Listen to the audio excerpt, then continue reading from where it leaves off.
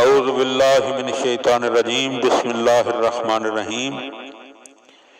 حضرت امیر المومنین علی ابن ابی طالب علیہ السلام کے فرامین کا سلسلہ اور نہج البلاغہ کے تیسرے باب میں سے 249 نمبر فرمان پیش خدمت ہے۔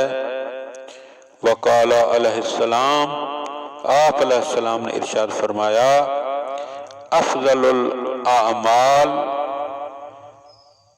سب سے افضل عمل وہ ہے۔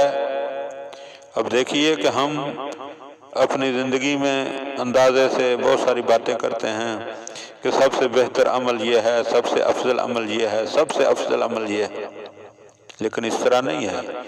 مولا کی نظر سے دیکھیے، مولا فرماتے ہیں کہ سب سے افضل، یعنی امیر المومنین علی ابن ابی طالب علیہ السلام کی نظر میں سب سے افضل عمل وہ ہے ما اکرہتا نفسک علیہ، جسے انجام دینے کے لیے تجھے اپنے نفس کو مجبور کرنا پڑے، یعنی دل نہیں چاہتا کہ میں یہ کام کروں، لیکن پھر تم کیا کرتے ہو؟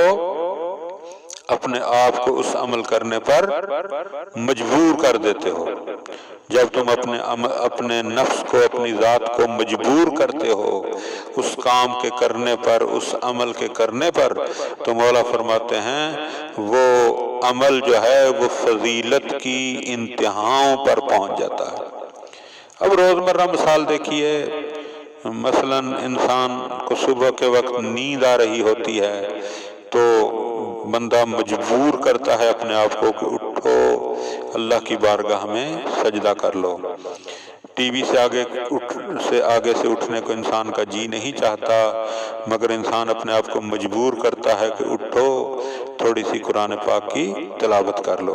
یہ فرمان انشاءاللہ آگے کہیں آئے گا کہ مولا فرماتے ہیں کہ جب میرا جی چاہتا ہے کہ میں اپنے اللہ سے بات کروں تو میں نماز پڑھتا ہوں، اور جب میرا جی چاہتا ہے کہ میرا اللہ مجھ سے بات کرے تو میں قرآن کی تلاوت شروع کر دیتا ہوں۔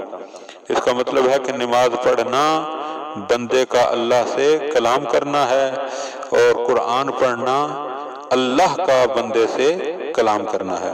تو یہ کتنی فضیلت ہے کہ اللہ نے ہمیں یہ دونوں فضیلتیں عطا کر دیں۔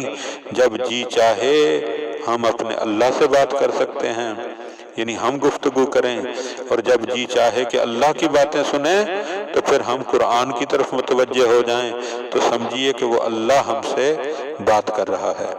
دعا ہے کہ خداوند عالم ہمیں اپنے اعمال کو درست کرنے اور خلوص نیت کے ساتھ انجام دینے کی توفیق عطا فرمائے۔ اللہم صلی علی محمد